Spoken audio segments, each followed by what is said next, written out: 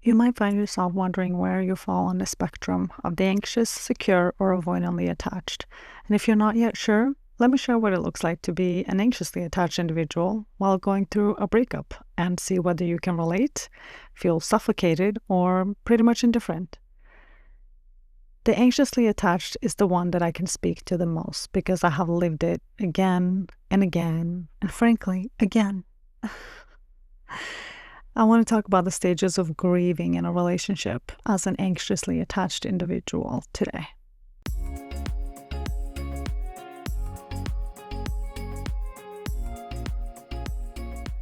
First of all, I want to encourage you to be honest with yourself. I know how humbling this is. I know that it isn't exactly uplifting to refer to oneself as an anxiously attached, as if it means that I am a constantly anxious person. This is not true. You're not consciously anxious, or nor is it anything wrong with you. As individuals, we are all impacted based on our upbringing and what kind of romantic role models we had growing up. This shaped us, and based on this, we fall on a spectrum of attachment. The first thing that happens when you realize that there's no turning back, the breakup is a fact, is that you'll get a panic sensation in your chest, in your body. The pain seems as though it's very unbearable and it feels incredibly overwhelming. You might find yourself like something resembling hyperventilating, just feeling incredibly distressed. And this process can be described as disassociating with your sense of reality, because the sense of reality is too overwhelming to bear. There are a million questions running through your head, like why? Could I have done anything differently? How can I change the outcome? Is it someone else? Please, anything at all. How can I change the outcome? The first thing we do is that we put our ex on a pedestal. We create a narrative in our heads that convinces us that they are the only thing that can make us happy again. And that getting them back again is the only thing that can make this pain go away.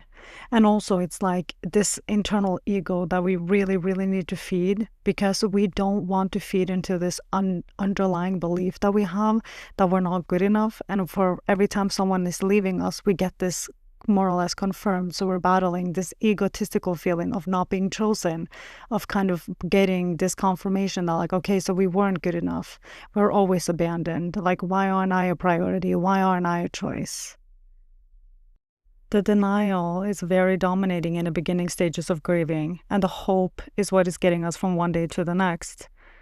There's nothing crazy or wrong about not wanting this reality. Even if you realistically can convince yourself that you understand that there is someone else out there better for you, it's incredibly tough to comprehend that or even want this at this stage. Like, imagining yourself with someone else is just no.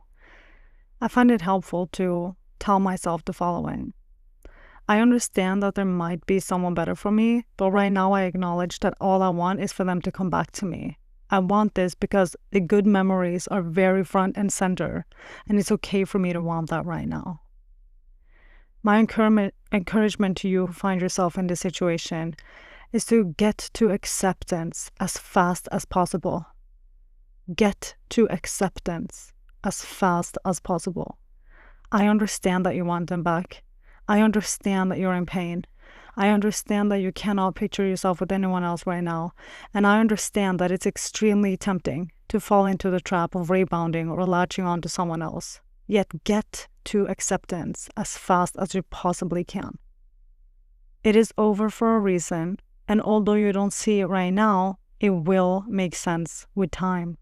I promise you, you will exceed this level of happiness again. I want to touch on the subject of rebounding for a second, because this one is important.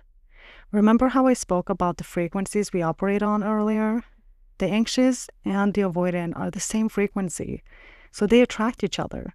The dynamic between the avoidant and anxious attachment style are often explained in psychology as a form of toxic magnetism based on unmet needs, learned behavior, and subconscious dynamics. Here's why these two styles tend to attract each other according to attachment theory. People with anxious attachment crave closeness, reassurance, and emotional intimacy, while those with an avoidant attachment value independence, space, and emotional distance. The stark contrast creates a push and pull dynamic where each triggers the other's deep-seated fear and attachment systems.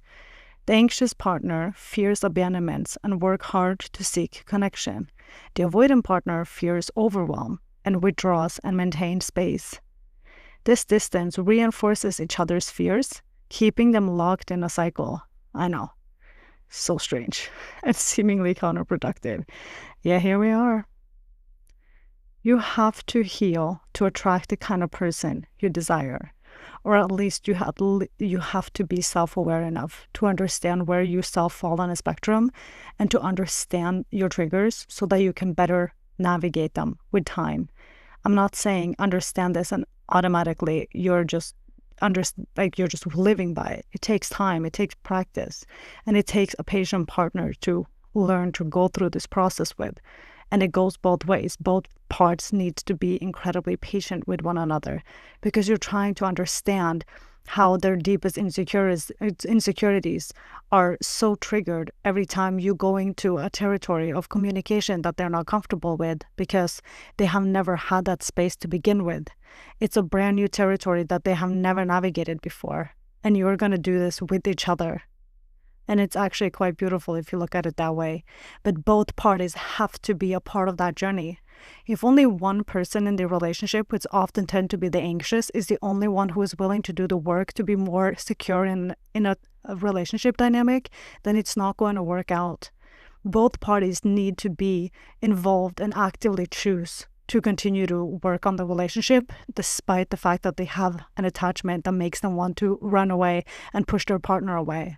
Because there are ways to navigate this, and there are tools and resources and people who can actively help people in these situations. Because at the end of the day, I think we are all so much better off trying to work something out with a romantic partner as opposed to going through life alone and trying to figure out everything ourselves and be so independent and be so strong and be so healed and be so grown. Because sometimes we can just acknowledge that we can go through life together. You don't have to be perfect to find the right one. You can find the right one and become perfect together, or not even perfect, at least find some sort of harmony. I strongly encourage you to drop the rebound and choose to heal. I know that it's so much more painful right now, but you cannot escape this. What you're essentially doing is prolonging it and postponing the pain to another time. You know, the people who keep saying stuff like, oh, my type is bad guys. Yeah, why do I always meet these kinds of people? When is it my turn to meet someone good? The list goes on, you know?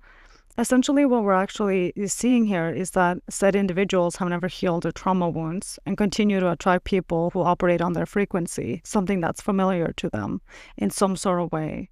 That being said, when I was with my last partner, in the beginning stages, it kind of seemed as though we were both kind of coming from a very secure place, just on the base of how we were communicating with each other and how the dynamics were. We were very harmonious. Like, he kind of acted more as a provider when we were living together, and I was the one who took care of the house and the home, like cooking dinner, doing the dishes, cleaning up, doing laundry. He would help with that, of course, but like, he was more the providing role and I was more the nurturer kind of person, although we were working together. But it really worked out well. Like, we didn't really tire each other out in that sense. But our triggers were like painfully hit when we were doing long distance, because as weird as it sounds, when you're doing long distance, you are kind of faced with a little bit more of limitation, and there's more rules that has to come into play because you cannot like be with each other.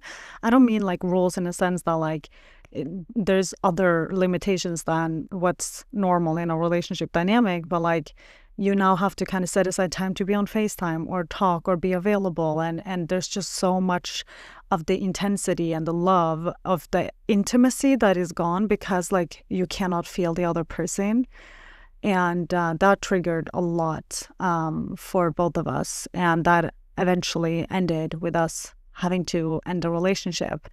And the difference between me handling this breakup as opposed to other breakups is because I was constantly telling myself that I was going to act as a secure person would. So I would ask myself daily, what would a secure person do when I was trying to make decisions on how to kind of proceed in that?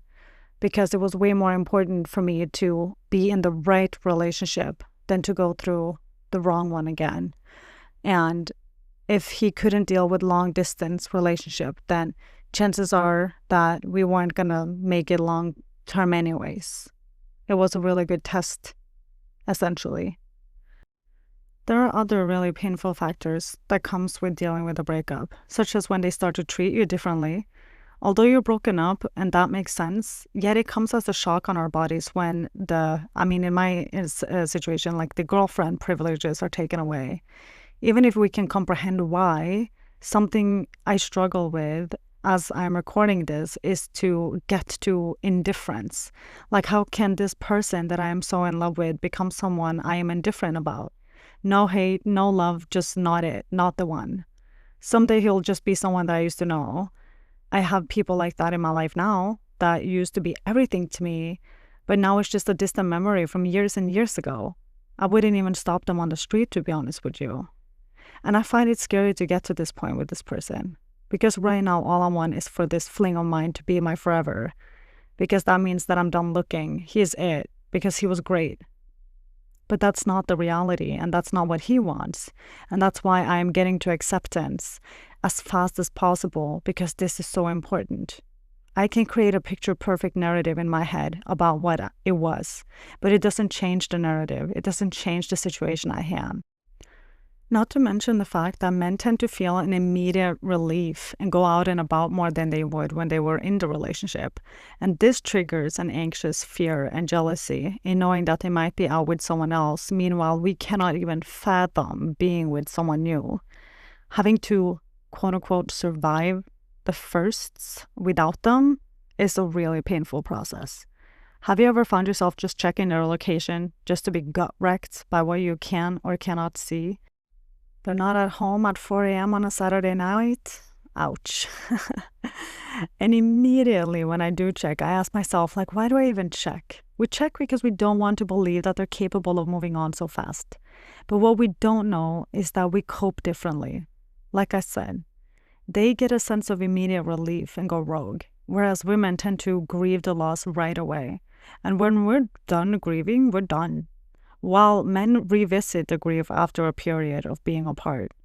This is important to remember when we find ourselves in a destructive thought pattern, why we feel completely unimportant in their eyes and struggle to accept that they're taking advantage of their freedom, the freedom that they so desperately want, because that's what they crave, the sense of freedom. Dr. Gabor Mate emphasizes that childhood trauma, especially from abusive parents, can deeply influence how someone relates to others as an adult, leading to patterns of codependency, people-pleasing, or difficulty setting boundaries. An example of how this manifests is, for instance, a woman with an abusive father. If her trauma is unhealed, she is more likely to attract a man that is also abusive. This is happening subconsciously, but to them being abused isn't directly abnormal. They're actually used to being treated that way, which then tend to lead to an unnatural sense of normality. Seeking an unfamiliar heaven is harder than staying in a familiar hell in these instances. Moreover, they're learned to believe that they're less than or not even that worthy. I mean, how could they not be when they have been beaten up mentally or physically their whole life? When a child is beaten by a caregiver, they don't ask why. They default to thinking that they did something wrong, which continues to lead to a thought pattern of I deserve to be punished because I am bad. Now imagine this happens daily, weekly, monthly. What type of attachment do you suppose a child would like this would develop?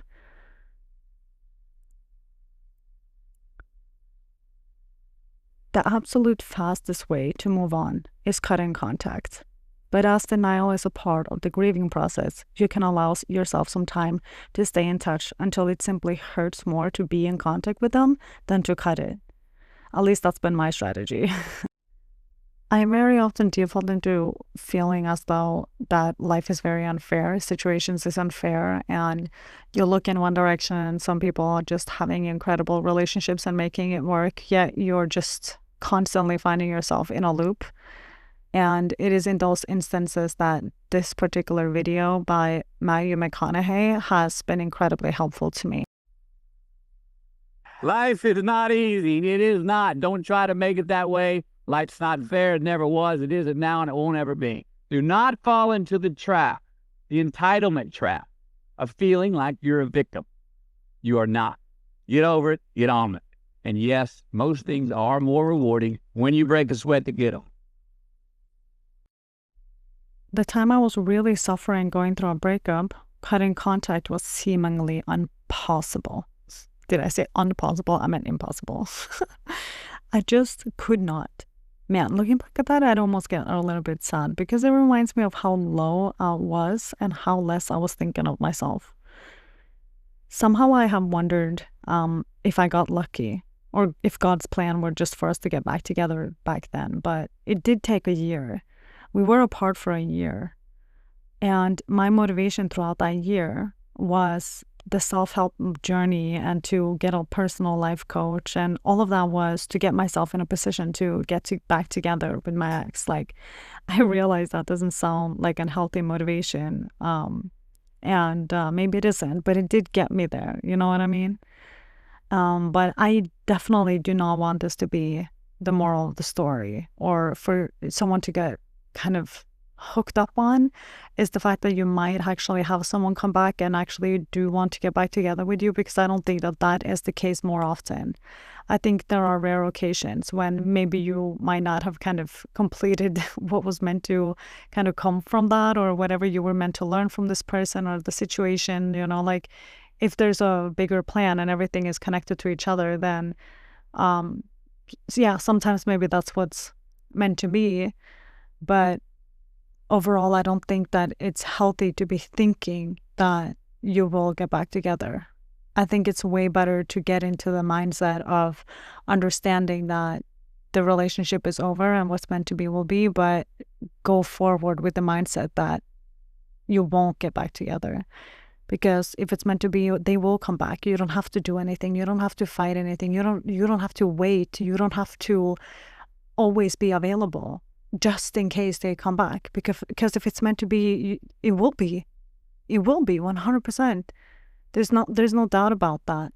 So it's so important to just learn to let go and really, really hone in on what you can do for yourself and how you can nurture your life and what you can do in the present to just feel the absolute most nurtured and the most high in yourself, and capable of moving on, capable of being on your own, capable of having fun with your friends, capable of setting grief aside sometimes, but also very much capable of sitting in grief and letting it just pass and move on. It is such a strong character development that happens when you do that. Because the reality here is that I didn't end up marrying this guy and having lots of babies with him. I did not, but I did have 5 fantastic years with him. You see, every relationship I was ever in has taught me something very significant about myself today. Love is the greatest thing of all. It always has been, and it always will be. It is amazing what we are willing to do for love. My motivation was my ex back then. Sure, unhealthy to begin with, but I still did get to work. And I did, in fact, get to a place of self-love, compassion, and self-respect. Did it take me about 10 years to kind of get there, or at least come to a state in which I feel I'm comfortable with? Yes, it did. Here's what happens when you stay in touch with someone who has broken up with you. I know it hurts like hell to detach, so you crave them. Somehow it feels like you now need them more than you did before. When you stay in touch, you are saying that getting little hits of endorphins when they text you, when they call you, when they send a meme, and you name it, is more bearable than to choose self-respect. When you choose self-respect, you say, I accept that you broke up, but to protect my peace, I can no longer grant you access to me. That's why you cut contact. You cut contact because your peace and progress is more important than nurturing a connection that ultimately has decided to end. But trust me, with time, it's more painful to stay in touch than to cut contact. Trust yourself on that. Denial can take a while, but you won't hurt any less. You're simply prolonging the pain and spreading it out. Sometimes the goal isn't to move fast, though. It is to be able to cope to and simply breathe. So don't feel bad for wanting to do that. Just take your time. Just keep it in the back of your head that you are mentally preparing to eliminate contact eventually so that you can ultimately protect your own peace and move on to what's actually meant for you. And I know how tempting it is to convince yourself that you are the exception to the rule. You don't get solace from knowing that people have been there before you because you want this to be special. For you, this means everything. You want to convince everyone around you that they are the one and that they will come to their senses. And maybe they will, but maybe they won't. Get to acceptance as fast as possible because you're right. They will come back to you when you're no longer in their lives and they recognize just how important you are to them. But that also requires cutting contact. I can see that I am rambling, so I am going to split this episode into 2 parts. So I hope that you are excited to listen to the continuous version of this, where I dive a little bit deeper into how to navigate your decisions and how that bleeds into your relationships in the next episode, which is part 2 of Ugly Breakups. If you want to come share your version of how your attachment style manifested itself in your love life, please email me on magsmindset@gmail.com. I can't wait to hear from you.